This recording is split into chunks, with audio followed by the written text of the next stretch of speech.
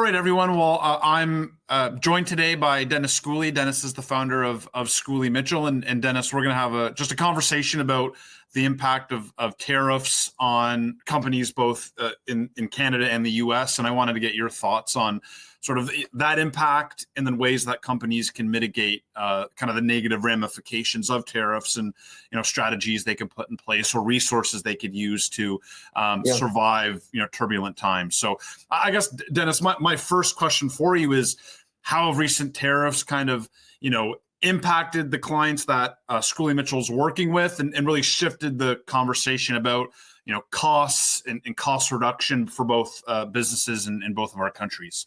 Yeah, I mean, first of all, I'm glad to be here, Mike. So thanks for having me. But everyone knows there's negative effects from the tariffs, of course, and everybody's maybe more fearful than they need to be in some cases, or maybe it is justified. But there are certainly negative effects from these tariffs, and I mean, I can think of a few just off the top of my head. I'm sure there's some others too, but of course, sales will decrease for certain companies because their prices have to go up in order to allow for these additional costs, and that's going to put some downward pressure on their sales numbers. I mean, the other side of that is if they can't increase their price, then their margins are going to decrease because their cost of inputs is going up with the extra tariff costs. So both those things are fairly significant effects on a lot of businesses out there. I mean, the third thing could be that people will lay off staff, either because their volumes are down or because their expectation is that they're going to come down. And sometimes expectations are going to precede actuality, but the reality is they still, downgrade in terms of staff. And of course, that's got the effect of increasing the negatives of the tariff. So, it's really what happens in a recessionary time or in a topsy-turvy time is actions cause even worse effects. Yeah. But that's the reality of the world. The other thing is that people on the buying end of things may simply delay their purchases, hoping this whole thing's going to pass, hoping that some level heads come into play and maybe the tariffs are either reduced or eliminated. And so they hold off their buying decisions. Well, what that means for the client, if they're the one holding the inventory, is that they've got to carry the inventory longer, and that increases costs as well. So those are things that are fairly direct effects on businesses. Now, the other thing that I would mention is too that the valuation of a business is going down because of what's going on now as well. And I mean, that's reflected in the public companies in the stock market. And we all know the stocks have all gone down. But even in the private world, the valuation of a company is going to go down because of the doubts, because of the decrease in EBITDA, and therefore the multipliers less. All those things are really affecting day-to-day operations, either in the short term or the little bit longer term for our clients. And it's not good for them. Yeah, absolutely, Dennis. And I mean, Schooley Mitchell's been around long enough to have seen the recession in 2008 and the impact of the pandemic on businesses and that kind of recessionary environment. And now, from your experience, how prepared are most of the companies that you've seen or that you've worked with? How prepared are they to deal with sudden cost increases, revenue decreases, either by things that happen kind of in the world or policy changes like we're seeing now that are impacting their operations? How proactive do you see companies be? Are they generally more reactive? Well, I do think they're more reactive in a lot of cases, and that really is the problem. But you make a good point. Anytime there's a sort of a topsy-turvy climate out there, economy, whatever it might be, whether that's, like you mentioned, the recession in 2008 and the more recent one, or inflation or pandemic, whenever there's a topsy-turvy or doubt out there, companies do become reactive because they're not exactly sure what's going to happen. And sometimes those reactive measures are actually not mitigating, but increasing the effect of the negativity out there. And that's sort of the self-fulfilling prophecy in a sense. But the reality is we try to stay on the practical side of it for our clients, because our job is to mitigate the effects of these types of things. And I mean, there's really three main areas of an income statement when you look at a company. You got your sales, which is your revenue side, and that's really important, and that gets affected by these types of things. You've got your margins, which are affected not only by your sales, but your costs of direct inputs, things like, steel and payroll and potatoes, whatever it is you're going to sell, but you've got all those direct costs. What people tend not to do is take a look at all those costs below that line, which is the third area. That's what we do at Schooley Mitchell. I mean, we look to those general operating costs that are below the gross margin line. And I always talk about the fact that they cause death by 1,000 cuts, because none of them can be really that significant in some cases, but put all together, they certainly can be. And that's really what we do at Schooley Mitchell, is we take a look at that on behalf of our clients. And that's generally not where they're going to go. They're going to lay off staff, which can affect their results. They're going to cut back on their purchases, which will affect their results. So when they're cost cutting because of necessity, they're maybe not looking at the right things. Yeah. It doesn't mean you shouldn't go to your supply chain and see if you can get some reduced prices to help you, but there's some real juice sitting there below that line. That's what Schooley Mitchell does. Sure. Yeah. They kind of default to the negative cost cutting measures. But like you said, there's other ways to cut costs that are not going to have an impact on your success, your growth, or you're just staying kind of consistent in your operation, Dennis. And, your firm's services are on a contingency basis. So you're just sharing in the savings you find for clients. Yep. How beneficial is that? Because, it would be one thing to, give them recommendations to save money, but then they have to pay out of pocket for you to do that work for them. How important is the contingency kind of offering that you provide for your clients to deal with these challenges? Well, that is the beauty of our service, Mike, in the sense that we analyze these costs below the lines. And I mean, we look at 18 different cost categories for our clients, things like telecom and merchant services and courier and waste and fuel and software, all those things down below the line where any one effect, like I said earlier, may not be significant. When one put all together, they certainly are. Right. We look at all that without charging a client a fee. That's the beauty of a contingency offering, the way that we do it. So we do the audit, we review the bills and the contracts, we negotiate with the vendors, we prepare reports with the results. All of that, there's no fee for that. All we really do in those specific areas, and I can talk about why those areas are so confusing in a second if you'd like, but what we really do is we get money from the vendors that the client's already paying, and we put that right back in the client's bank account. We get part of that too. So really that vendor, through the work that we do, is paying for extra profits for the client and our fees that ultimately get paid to us. Right. And then you made a point there, Dennis. I mean, theoretically, clients, could be staying on top of these things, but they're not, right? And so you spoke to the complexity. I think, you could also speak to the time that they just don't have and the resources they don't have to really analyze these expenses, as effectively as they should be. But can you speak to the complexity and really the amount of time they should be spending on dealing with the complexity of these cost categories that they can't spend? I mean, the reality is we have some things that are sort of our secret sauce. Right. We've done 32,000 deals so over time, and that means that we know where the vendors can go. And maybe more important than that, the vendors know that we know where they can go. So when we're negotiating on behalf of a client, we're negotiating with 32,000 invoices, not just their one invoice. So that's a whole different result. Right. We've also built very strong relationships with over 4,700 vendors throughout the US and Canada. Not that we sell anything, we're not influenced by the vendors, but we've negotiated to get to the higher up people that can make decisions, provide good pricing to our clients. So all of that's what we bring to the table.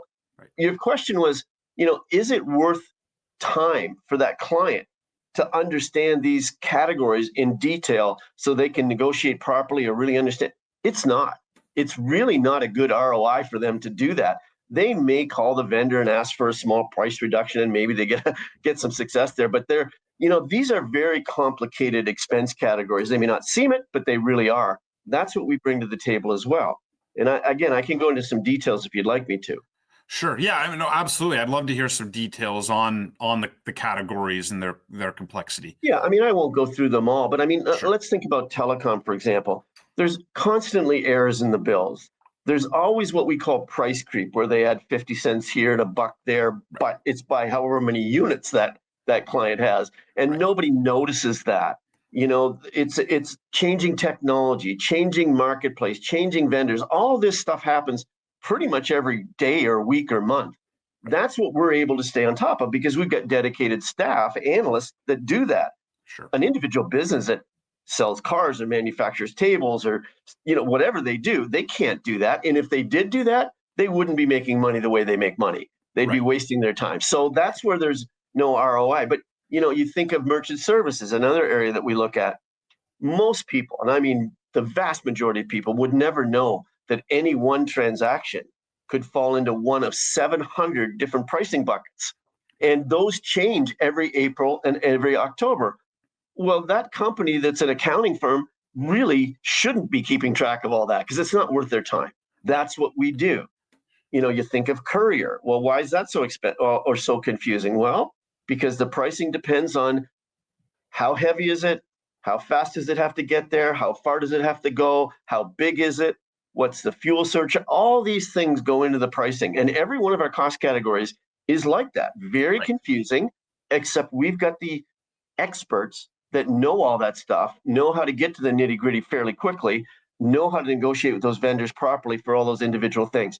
That's where an individual company really just can't do that. And so with the effects of the tariffs, that becomes even more important now, which is why we're so valuable to our clients. Right. And I think of a CFO that's reviewing these invoices. Like you said, there's small, maybe incremental changes here and there, but by just spot checking, which is probably the best they can do generally, there's a lot of missed opportunities. But if Schooley Mitchell has their eyes on it, then they can catch those things and correct. Oh, it really, and that's what our charge is to keep our eye on it. That's what we do for our clients. I mean, a client, if they're keeping an eye on every transaction in any one of these cost categories, they're kind of wasting their time. For sure. And yet by having us do it with really no commitment, we're staying on top of that, making sure their money isn't burning up or going down the drain, that sort of thing. That's what we do for our clients. Absolutely, Dennis. My other thought is, it's maybe for businesses out there, it would be great to save money, but I don't want to switch providers because I like everything staying the same in my business. How important is it for Schooley Mitchell to come in and look at, okay, we want to maintain certainly service quality across the board, but also, if possible, keep you with the same vendor, just pay that vendor less to, again, decrease your costs overall. And that may be even more important now because, again, in a topsy-turvy time, like when these tariffs are going on and they're resulting what we feel is going to be a recessionary reaction to all of that, it's more important for people to understand all of that, and they don't want to make changes, like you said.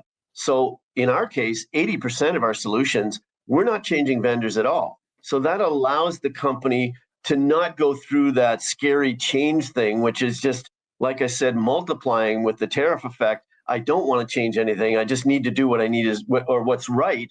So in our case, we're not making it worse. We're, like I said, like you said, we're not changing vendors in the vast majority of times. Sure. Absolutely. And Dennis, maybe there's businesses that are out there, maybe some people listening to this where, their business isn't affected by tariffs and the ramifications of tariffs right now, but they're probably going to be impacted, like you said, by, changing consumer behavior or just sort of the fear that is bred, by economic uncertainty. So what would you say to those companies? We've talked about it a little already, being proactive instead of reactive, but how can they best prepare for what might be coming down the road for their organization and how it will impact them? Well, and that's a really good point. And it is not to be derogatory, but when we don't know what's coming, we tend to freeze and not do anything. I don't mean put our head in the sand or anything, but I'm just saying we tend not to know what we should do next. And so it ends up in freezing us. And you're exactly right. Then you end up being reactive instead of proactive. My advice to any company right now is let's get proactive. You should be looking at these expenses and making sure that you're not leaking money by not looking at them properly. And that's really the advice that I would give to anybody is proactivity, and it really comes down to any difficult time, most people suffer.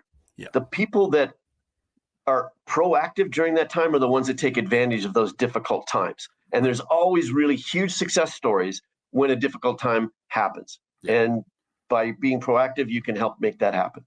Absolutely. And Dennis, a lot of our conversation has been about kind of for-profit companies and how to deal with these things. But I'm also thinking about what you often see is in recessionary environments, nonprofits suffer because fundraising declines, and there's always challenges for nonprofits with development. So how can Schooley Mitchell also help nonprofits be able to keep, offering their services to their communities as well in these challenging circumstances? Well, again, and as you said, first of all, donations go down because the economy is tighter and people are concerned about their own. So therefore, nonprofits suffer. Right. The governments are now being more restrictive in the grant application approvals. And so both of those things are the main ways that an individual nonprofit would raise funds to provide their services to their constituents. Well, we can help mitigate that there as well, or that as well, because in most cases, they are incurring some of these similar expenses that other businesses are. And again, if we can create some opportunity to not waste funds, that will give them more funds to invest to provide their services and their programs to their constituents. So yeah, we're very valuable to those nonprofits, those churches, those charities, whatever it might be. Yes. Awesome, Dennis. So those are my questions. But is there anything else you wanted to add about this topic, tariffs, recessions, and the importance of cost reduction in the face of them? Yeah, I don't know if there's. I guess really, it's about human nature. When something starts to happen, or is threatened to happen, or is in the news, like this anticipated recession, right? Then comes into play confirmation bias and what's group bias or crowd bias, those types of things, where we tend to believe it's going to happen and then we act to make it happen. Right. Yeah. So the whole thing is not to let that grip you. If you can use more of your common sense and realize, what, I'm going to do what I normally do. Because what happens is, with my confirmation bias, my crowd bias, because I think there's a recession coming, I tend not to spend.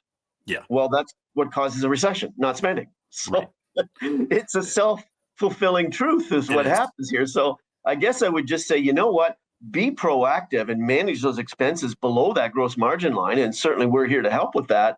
Right. But also realize that don't propagate the issue is a personal advice I would give. Right. And being in the position when, this ends, which will come because economies, go up and they go down, you also want to be in the best position possible to grow effectively in the good times, right? So that's the other way to think about it. Well, that's exactly right. I mean, what we're really doing here is we're creating investment dollars for our clients. Right. Whether they choose to use them to buy another piece of software, another machine, or keep another person on staff, or have a Christmas party, right. Whatever they decide to do with those funds, we're creating those funds for their purposes. So you're right. If they're in a better financial position when all this comes out of the dust, sure, then they're going to succeed over and above their competitors. And that's really what we're trying to do for our clients. Absolutely. Well, Dennis, I appreciate you joining me and having this conversation. And I think a lot of people will find these insights valuable. So thanks for doing this. Well, you're more than welcome. And thanks for having me. You got it. Thank you.